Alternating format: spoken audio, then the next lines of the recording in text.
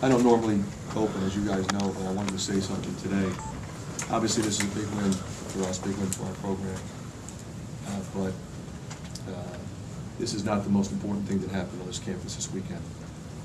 We had a group of students who, over the last year, as part of our dance marathon group, raised over $2 million. And that's pretty incredible.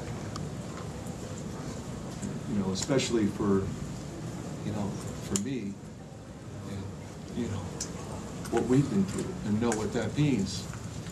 And so I'm very proud to be a part of that, be a part of an institution where the student body would do that. I just wanted to say that right now. No, Questions? For a second straight game, you shoot over 60%. Some people might say, what's gotten into you guys? But what is it about the offense right now that's making it click in? You know, we've been really unselfish, Scott. You know, I think we've gotten some transition opportunities, which is critical for us. You know, you can do that more when you get more stops, which we got more stops today. I think, you know, we're sharing the ball. Various people are scoring. They're comfortable scoring the ball. They're taking, I think, intelligent shots. That's what you want. The first 10 minutes was terrific defense, too.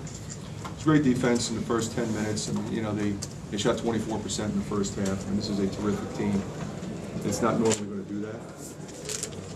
But, you know, we got into them. We mixed our defenses a little bit.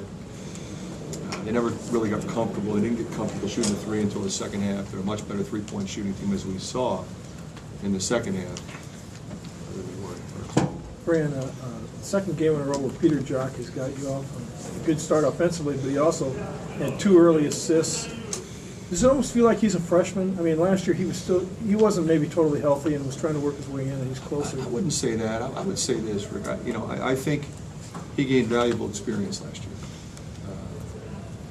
You know, he at times didn't get to play. He got to play sometimes. As the season wore on, I think you saw him get more comfortable. He wasn't ready to defend at this level and be a consistent player last year. He wasn't ready to take care of the ball to the level that you have to be ready at this level. And he figured that out as last year went on.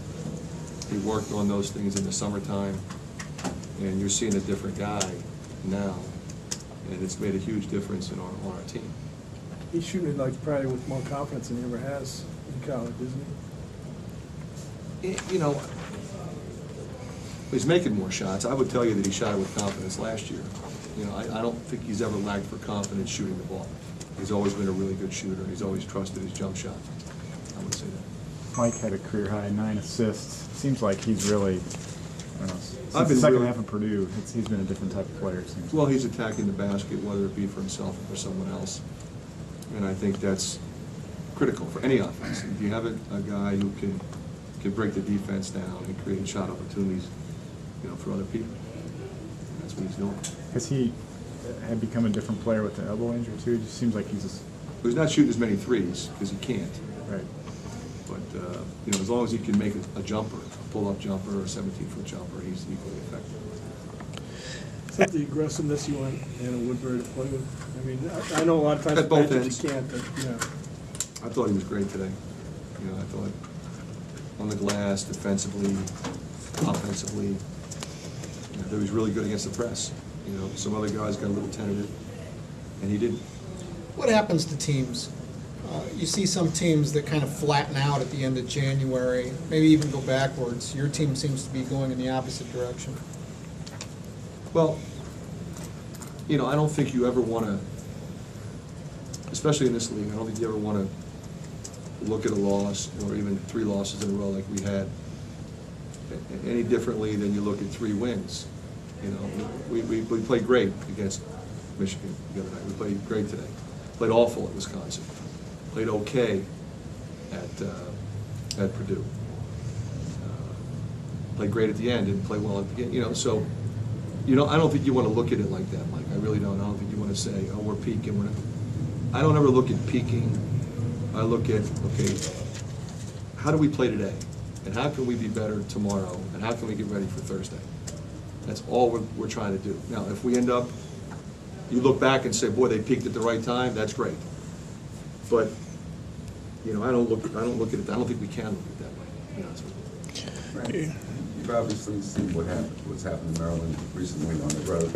As a coach, do you take advantage of vulnerability like that, and just in terms of the packing, and really trying to sort of get them out of things quickly, or is that just normal?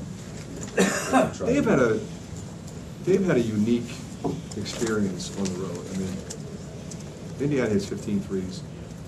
Ohio State, and 2 guys had 9, and I think they hit 12 or 13.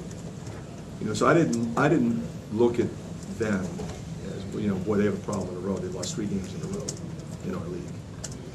I look at it like this: they lost to 3 good teams. They happen to be on the road. It's hard to win on the road. It's hard to beat Ohio State at Ohio State. It's hard to win in Indiana. And they lost there. It's hard to win here. And so I didn't come in here thinking that they wouldn't play well because they didn't play well in a couple road games. I watched their body of work. I thought the way they played against Iowa State early in the year, I haven't seen too many teams play that well. Iowa State's a terrific team, and they played great, and they beat them. And I've watched them, and I've watched, obviously, you're going to focus on 3 guys, but they have a lot of X-factor guys after that. They do. You could get hurt by Nick, you could get hurt by Pack. Smotrick can beat you. Graham has 15 the other night. And the 2 big kids, Dodd and Tchaikovsky. So there's a lot of ways that they can go to hurt you. I didn't expect, 1 field goal by their team other than Trimble in the first half. I didn't expect that. Our defense was good, but they missed a couple early, and they couldn't make a 3. And we got going offensively, and it snowballed on them a little bit. You knew they were going to come back. You knew they were going to press and scramble a little bit. You knew Wells was going to come back. He's too good. It's just another day in the Big Ten.